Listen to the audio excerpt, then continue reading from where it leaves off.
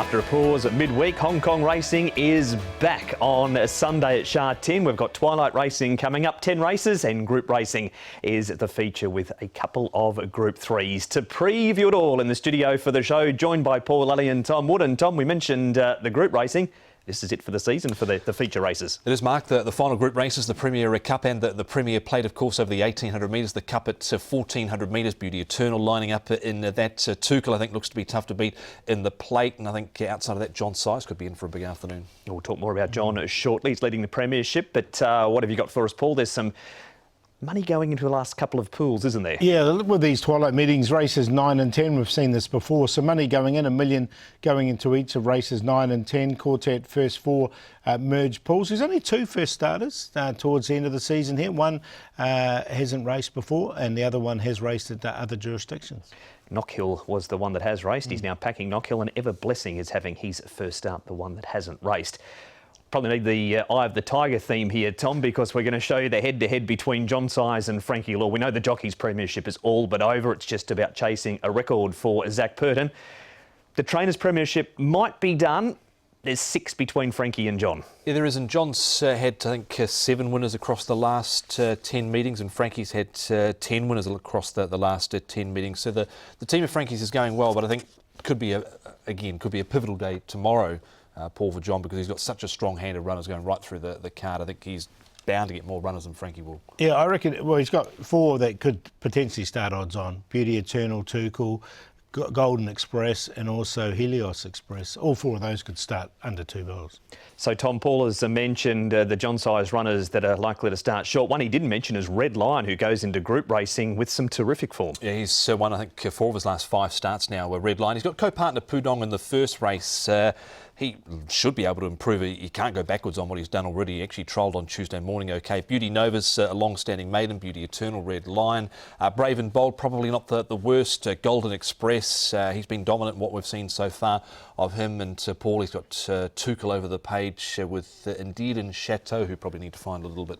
Yeah, exactly right. I mean, Helios Express will start odds on as well. He's 1.9 currently, so I wouldn't be surprised if he starts even short if Zach has a good afternoon. That's John's team, Paul. Frankie, he's got 7 runners and certainly not as strong as the team that the Size stable takes on Sunday. No, the shortest one at the moment is Healthy Happy, and he's up against Beauty Eternal and Red Lion in the Group 3. So, look, Adios will get a nice run, nice to be met likewise. Can't go on. They're all outside chances, but none of them are going to be favourites. Yeah, Peak to Peak's back in Class 5 again. He's having a second run here. I wouldn't be surprised if Can't Go Wong could improve, because I thought his trial was OK the other day, but I don't see too many of Frankie's winning tomorrow. All right, it's all about John Size for the boys. One horse that won't be running on Sunday is Capital Delight. Race 10, number 8, means Beauty Champ is on the quick backup after being absolutely hammered in betting last weekend. Hugh Bowman takes the ride. The meeting details as we check out Sha Tin. There's a look at the overhead. All of the races are on the turf and the rail is in the A course position. 4 o'clock, normal start time for this time of the year now, with the twilight racing in effect, and we go through until 8:45. Races 3 and 7, the 2 Group 3s. We focus on the Premier Cup and also the Premier Plate. Just a field of 6 go around in the Premier Cup. Beauty Joy carries the top weight again. Beauty Eternal an extra £6 for his win in the Lion Rock Trophy. Healthy Happy hasn't been seen since the end of April. Red Lion, he has won a total of 4 from 7 course and distance. Kerpenny, we haven't seen him since the 8th of February. And Circuit Stella coming back from the 1600 to the 1400 metres. A distance he is a 3-time winner over. Now the speed here, Tom, we've got a couple of noted leaders in the race with Circuit Stella. Healthy Happy can make it 3 because Kerpenny also likes to go forward, and the pace expected to be good, which is going to help horses like Beauty Eternal, Beauty Joy in a small field. Yeah, well, Kerpenny should be able to lead this, I think, fairly easily. He's a speedy horse. He's dropped 25 pounds. He's first up for 137 days. He had a left fore ligament injury. There's not really many opportunities for this horse at the rating that he's on at the moment, 103, and he led all the way to win a recent barrier trial. Circuit Stella had the advantage last time out, Paul, of barrier 4. He's got that again this time round, and he actually was able to kick up the whole way, Circuit Stella, last time out and keep Beluga from getting down to the rail. He was as well, but Kerpenny can lead over 1,000, so I've got no doubt he'll lead. Healthy Happy is another one that can go forward, and he's drawn inside Circuit Stella, so they should be together. It's pretty straightforward, I thought. Then Red Lion and Beauty Eternal get nice runs. Beauty Joy's drawn 6, which is the outside. So I think he's just going to have to go the back. But there won't be much between first and last.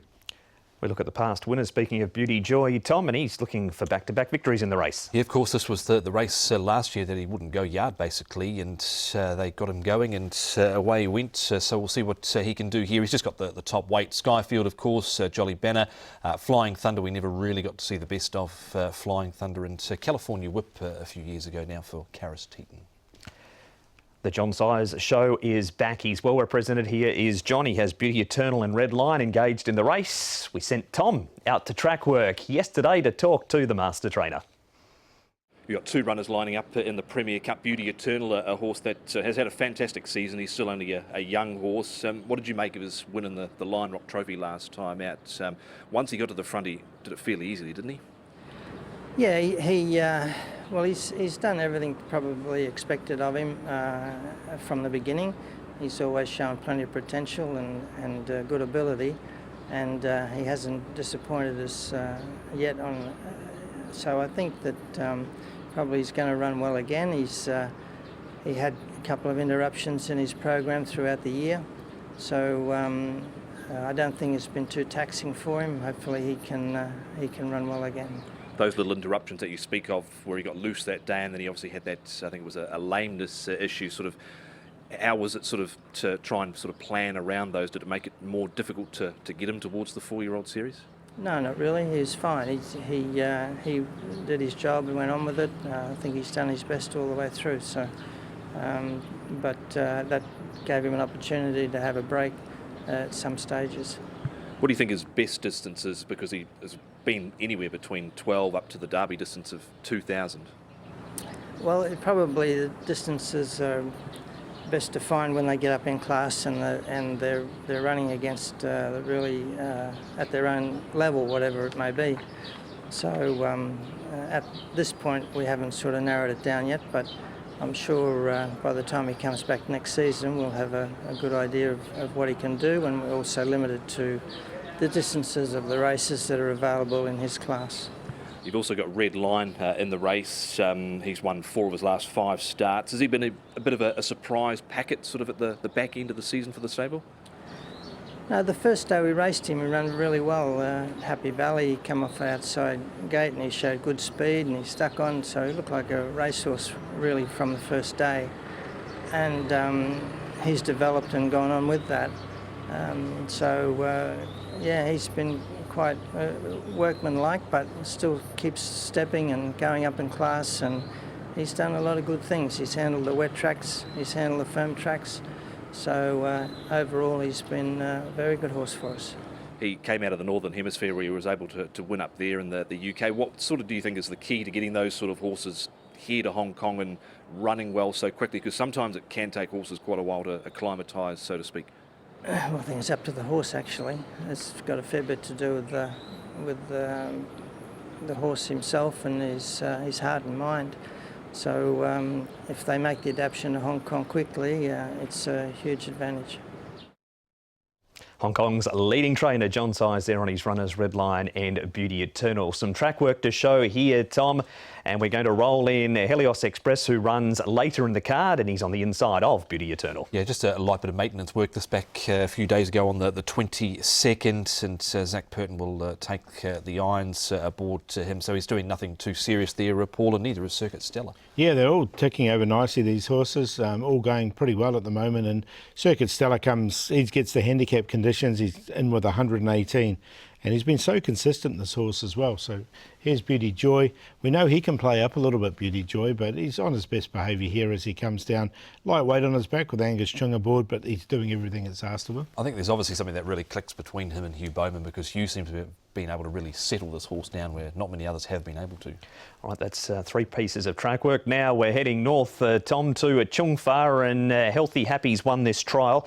It was just a field of 4 in it, and he led all of the way to score. He's up on the outside of the other horse is Columbus County, perhaps, is Yeah, it? I think it is, yeah. I don't know where this horse is at the moment. He's dropped 22 pounds. He's been freshened. He was just woeful last time out, I thought, Paul, and he's not won since January of 2022. So, and he was gone before the 500 last start. Yeah, and look, he normally wins when he gets his own way in front too. He's not going. I don't think he's going to do that with Kerpenny in the race. So he just might struggle with this. Here he is, Paul Kerpen. He drew really badly at Happy Valley last time.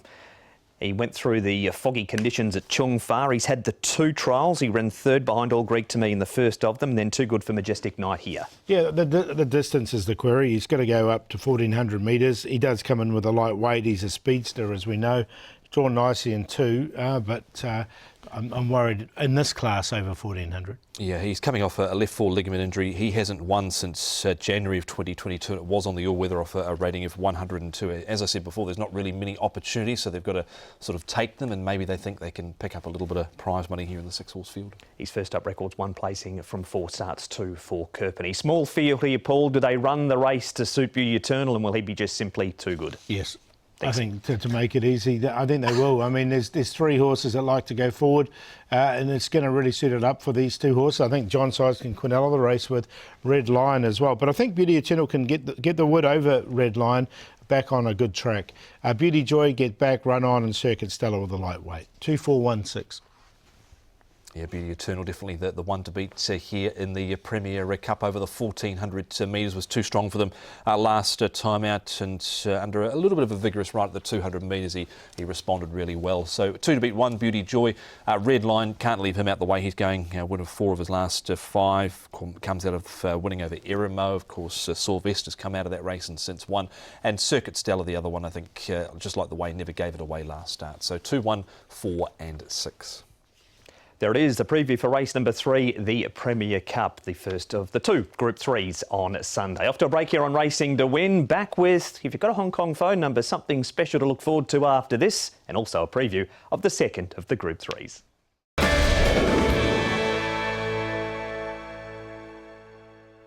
Welcome back to Racing to Win. Before we hear more from the boys, here's your chance to vote on your Hong Kong favourites.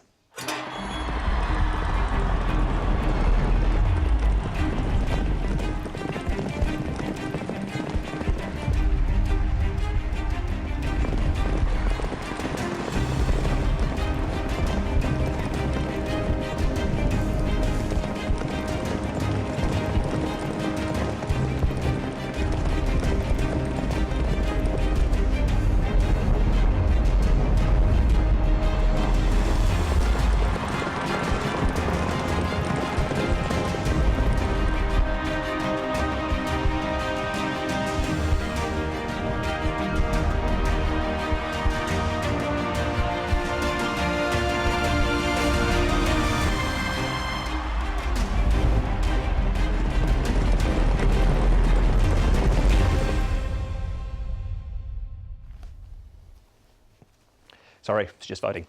All the details are on the website, but you need to have a Hong Kong phone number to vote. hkjc.com if you want to partake in your favourite horse. Your favourite jockey is open for voting right now. But we need to move on to our second group race of the day, which is race number 7. And this is the Premier Plate. And it's over the 1,800 metres. We've got Senor Toba at the top of the book. He's coming out of the Champions in Chater, as is Penfield, as is Torbjorn Diamond from the Queen Mother over 2,400 2 starts ago. He didn't run in the Champions in Chater. He went over 1,600 last start. Beluga led up in the Lion Rock Trophy. Tuchel is a horse that's had 2 starts at 1,800 for a 3rd and a 4th. The 4th was in the Classic Cup. Spirited Express, he comes into group company for the first time. Packing Award, he was group placed in the January Cup at Happy Valley over 1,800 metres. And the Best Peach down the bottom. Wet Track last time draws barrier number 2. His win was over 1,600 metres 3 runs ago. Now the speed map here, Tom. A lot of horses been racing over further, but Beluga, he does like racing over 1,600 metres. He goes up to the 1,800 metres here. And he could certainly get an uncontested lead in this race, Beluga, and I think it maps out nicely for Tuchel to stalk in behind him here. We're back on the A course, of course, this week. You got Packing Award there, but he seems to have just sort of dropped away on his form for the last couple of months, and then Penfield, Senor Toba.